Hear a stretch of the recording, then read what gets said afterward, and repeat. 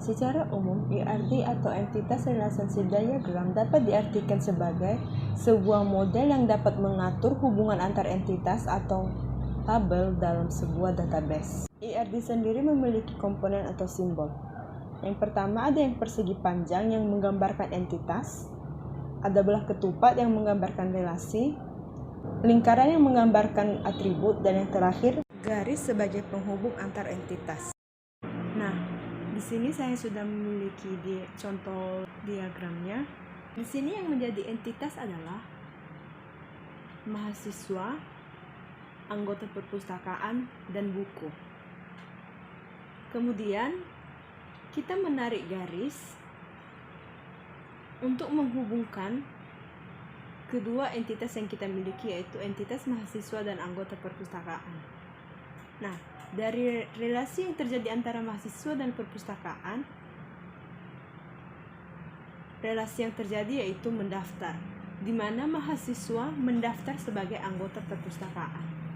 Derajat relasi yang terjadi antara mahasiswa dan anggota perpustakaan yaitu many to one, di mana banyak mahasiswa mendaftar menjadi anggota perpustakaan. Kemudian, relasi yang terjadi antara anggota perpustakaan dengan buku yaitu meminjam. Dan derajat relasi yang terjadi yaitu one to many, di mana satu anggota perpustakaan meminjam atau dapat meminjam banyak buku. Kemudian yaitu atribut. Di sini atribut yaitu yang bergambar elips.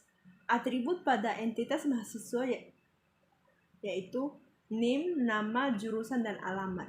Di mana NIM di sini sebagai primary key atau kunci utama.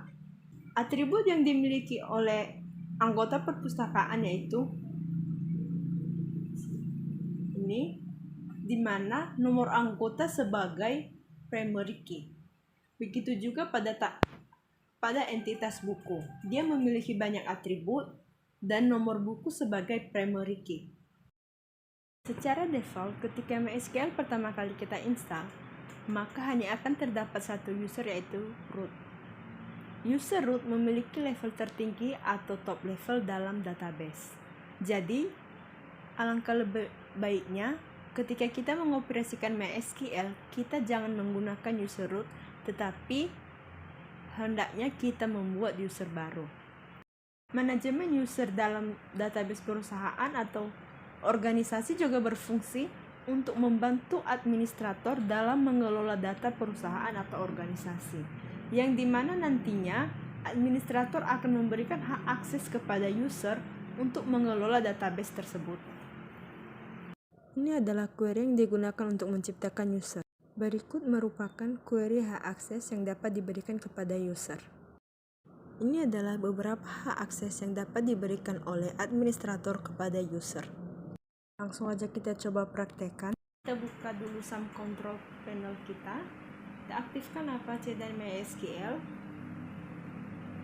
Kemudian kita buka command prompt. Setelah itu kita login sebagai administrator.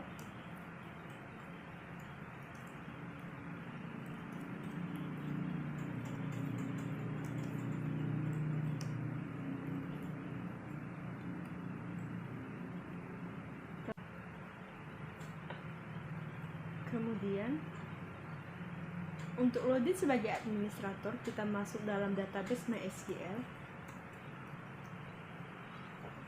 Di sini kita udah masuk ke dalam database MySQL. Kemudian kita membuat user baru dengan menggunakan query create user.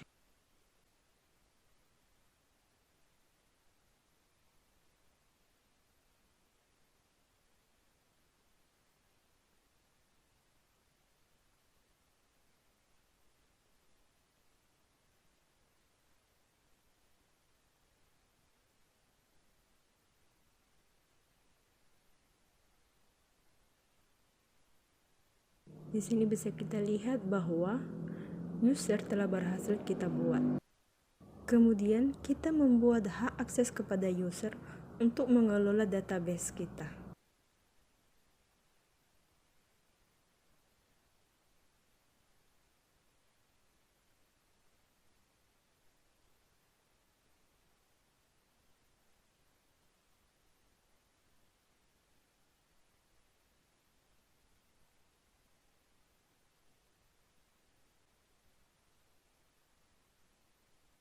Setelah berhasil, kemudian kita logout sebagai admin, lalu login sebagai user.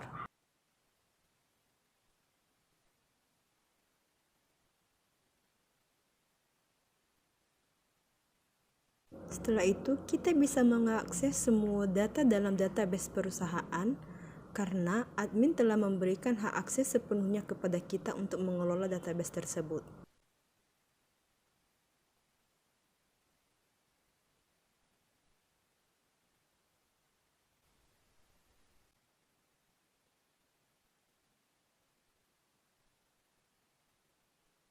Dengan menggunakan query revoke.